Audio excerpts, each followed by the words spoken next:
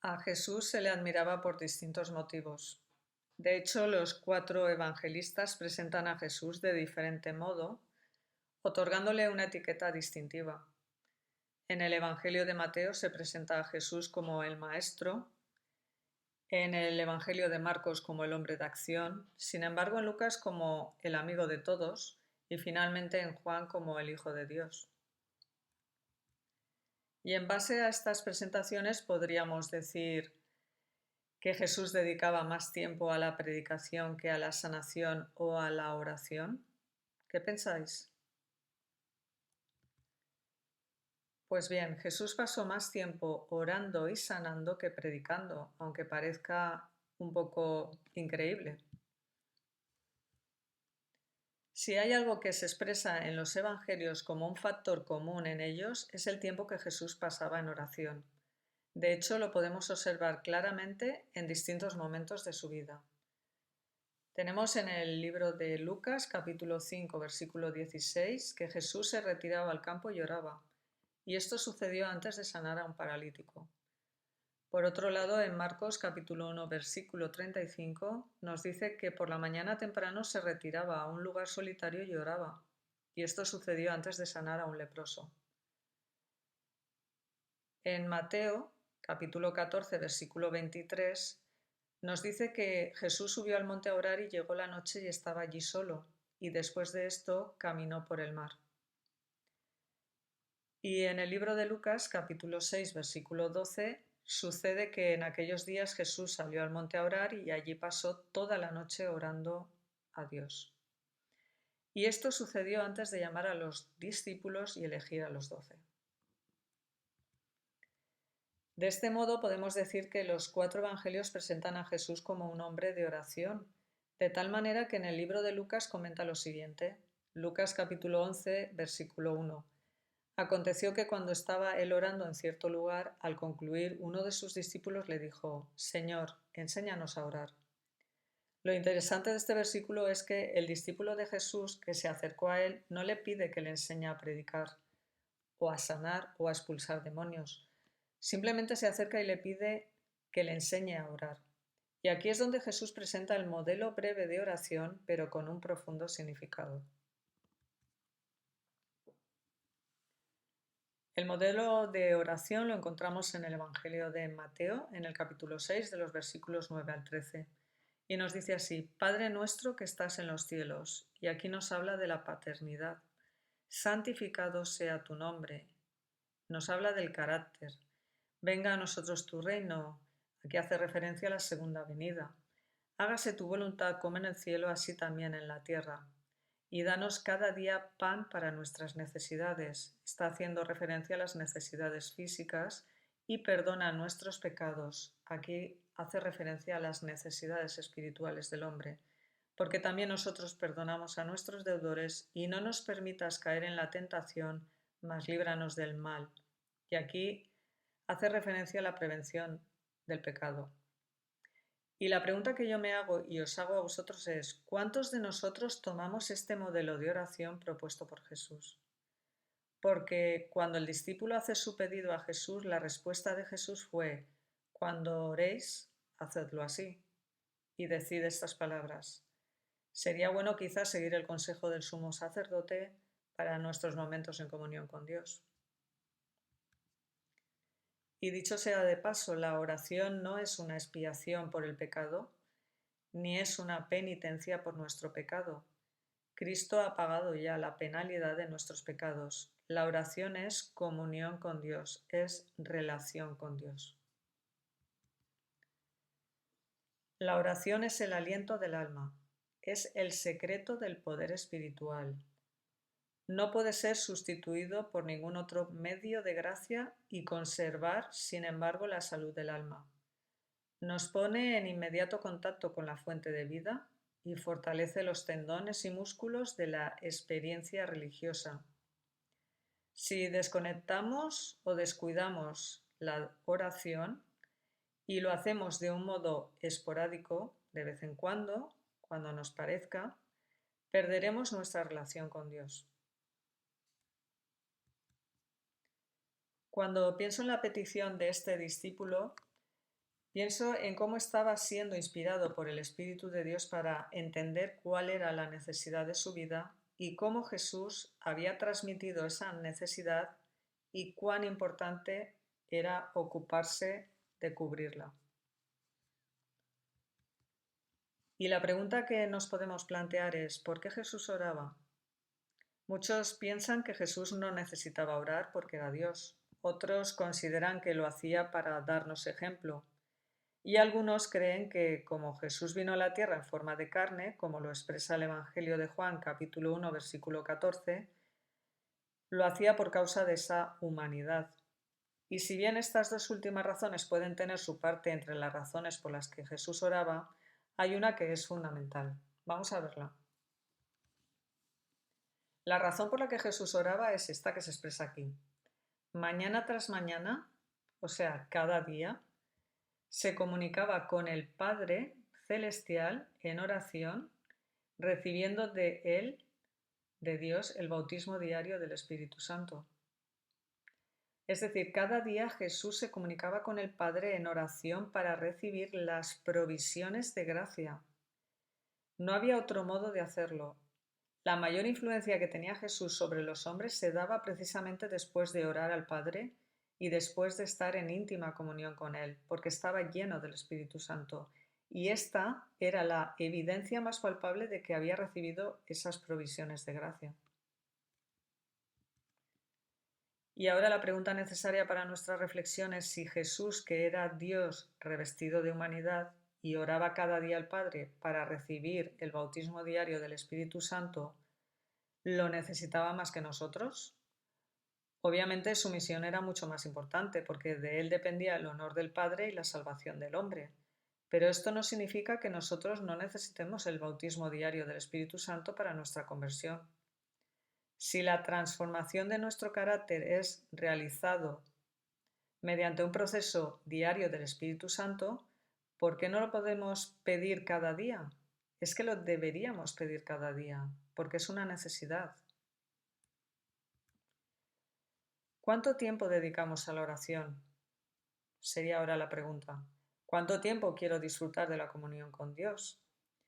Si recordáis, hay un versículo en la palabra de Dios que nos indica el tiempo que debemos dedicar a la oración y se encuentra en Primera de Tesalonicenses, capítulo 5, versículo 17, como nos indica la diapositiva, y nos dice orad sin cesar.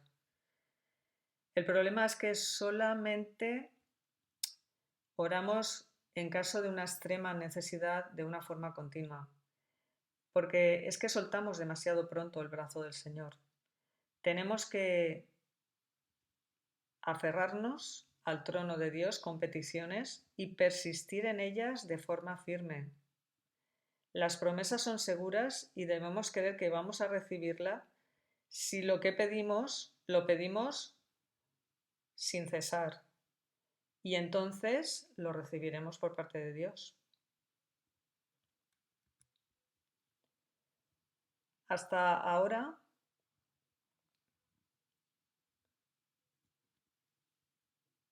hemos visto cuánto tiempo tenemos que dedicar a la oración, que es orar sin cesar. Pero ahora vamos a ver la actitud con la que debemos de orar. Y en el libro de Génesis, capítulo 32, versículo 26, nos dice, no te soltaré hasta que me bendigas.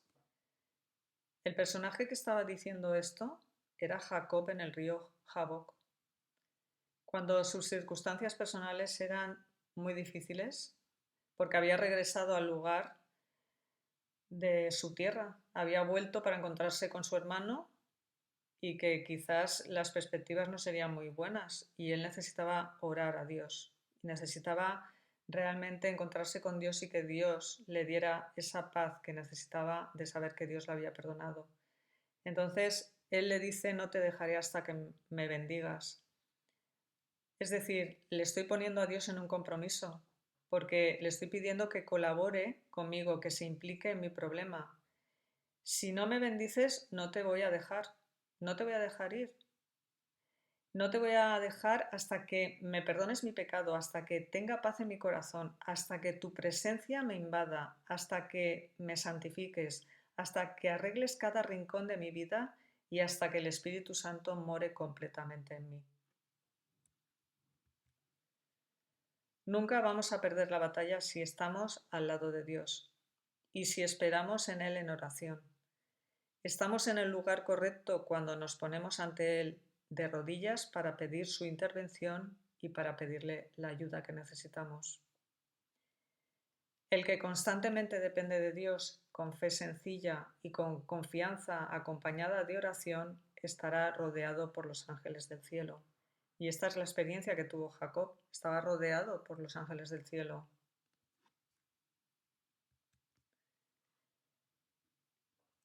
Cambiemos entonces nuestra actitud con respecto a la oración. No hay momentos más entrañables que los que pasamos en comunión con Dios. Aprovechemos el tiempo con Él. Dios anhela ir a nuestro encuentro a través de la oración. Dios conoce nuestro primer esfuerzo en el corazón para llegar a Él y el Espíritu de Dios va a ir al encuentro de nuestra oración balbuceada o de nuestra lágrima derramada en secreto o de nuestro deseo sincero. Es más aún, antes de que nuestra oración se la presentemos, Él ya la conoce y la gracia de Cristo sale al encuentro de la gracia que está obrando en nosotros a través del Espíritu Santo. Antes hemos comentado que Jesús era un hombre de oración y hemos hablado de la importancia del tiempo, de cuánto orar, que es orar sin cesar, y cómo orar, la actitud en la oración como la que tuvo Jacob, en cuanto a no dejar de orar hasta que sintamos que Jesús, que Dios nos ha bendecido. Y hemos hablado de cuántas veces implicamos a Dios en nuestras oraciones si aclamamos a Él, y es siempre le estamos implicando para que colabore con nosotros. Hay tres momentos especialmente importantes en la vida de Jesús, en su vida de oración, en la que yo veo que Jesús también me implica a mí en sus oraciones. Y vamos a recordar estos tres momentos.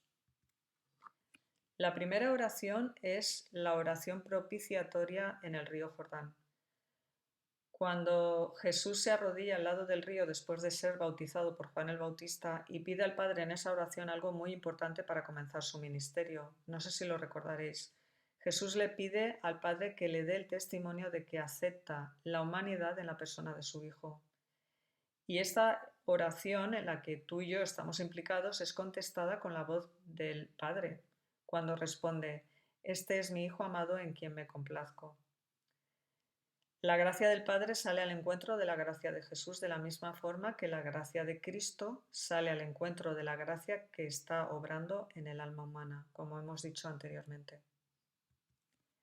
La segunda oración es la oración intercesora en el monte.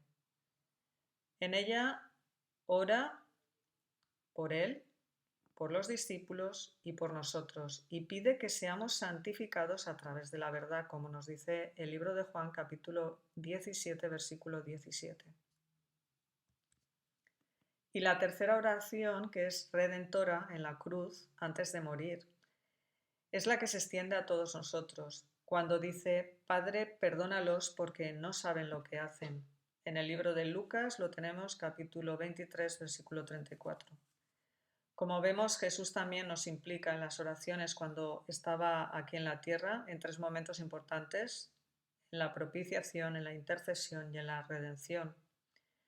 No cabe duda de que Jesús era un hombre de oración con una actitud de confianza en el Padre, que se resume en el suceso de la resurrección de Lázaro cuando expresa: "Te agradezco, Padre, por haberme escuchado, yo sé que siempre me escuchas". En el libro de Juan, capítulo 11, versículo 41 y 42. Así debe ser nuestra vida de oración, con una actitud de confianza plena en el Padre. Debemos elevar nuestros ojos hacia el cielo y pensar que Jehová oye mi voz desde su templo y mi clamor llega delante de él a sus oídos. Y me gustaría terminar con una oración o un clamor que lo encontramos en el Salmo 73. Señor, me confortas con tu consejo y en pos de tu gloria me conduces. ¿A quién tengo en los cielos sino a ti? Y aparte de ti, ¿qué he anhelado en la tierra? Mi corazón y mi carne podrán desfallecer, pero mi porción en Dios es para siempre. Y en cuanto a mí, me he deleitado en acercarme a Dios. Tu nombre me ha hecho bien. Espero y deseo que nuestra vida sea una vida llena de oración, de relación y de comunión con Dios, para que el Señor pueda hacer la obra en nosotros, comunicarnos su propósito y su plan para nosotros, y que en nuestra vida se pueda expresar de tal manera esa relación con Dios que cuando nos vean nos digan: enséñame a orar.